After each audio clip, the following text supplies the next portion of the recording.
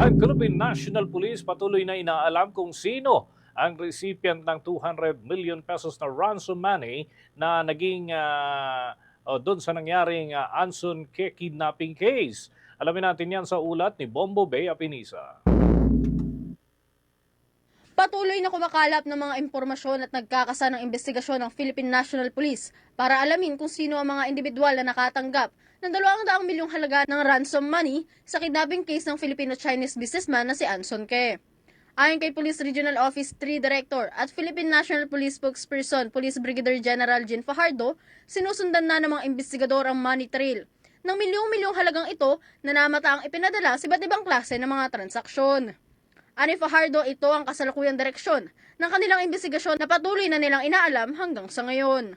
As to the number po, hindi po na muna po tayo magbibigay po. We're still following the money trail po, kung saan po napunta po yung mga ransoms po. Lumalabas po sa ating investigation po, kung matatandaan niyo po, ang initial demand po ay $20 million po. But ang involved po dito ngayon ay more or less, ang estimate po natin is nasa around 200 million po in cryptocurrency sent in multiple tranches po. So, andyan na po ngayon yung direction po natin, sinusundan po natin ang money trail po. Samantala, isa namang hamon para sa pulisya ang pagsunod sa money trail ng ransom money, lalo at ito ay nasa isang digital currency na gumagamit ng mga encryption algorithm sa pagbabayad. Kaya kinailangan na ng PNP na makipag-ugnayan sa iba pang mga ahensya, gaya ng Anti-Money Laundering Council, para magsagawa na isang extensive money trail dahil ani Fajardo hindi na ito kayang trabahuhin na isang ahensya na lamang.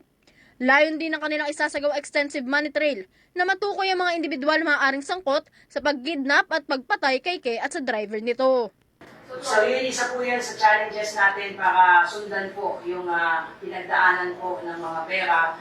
We need other relevant government agencies, including the Anti-Money Laundering Council, to follow po yung money trail po. And considering na cryptocurrency po to ay it's beyond the reach of the PNP alone. So we will be needing the help po ng other relevant agencies to follow the money trail, to identify other players involved in this case po. Sa ngayon ay patuloy na gumugulong ang investigasyon upang matukoy ang iba pang mga personalidad na sangkot sa kasong ito, habang nakikita naman ng PNP na hindi isang kidnap for ransom ang motibo sa pagpatay kay Ke. Sa kasalukuyan kasi 2 Chinese nationals pa ang nananatiling at large, habang 3 naman ang nasa kustudiya na ng PNP at nahaharap sa 2 counts of kidnapping for ransom with homicide.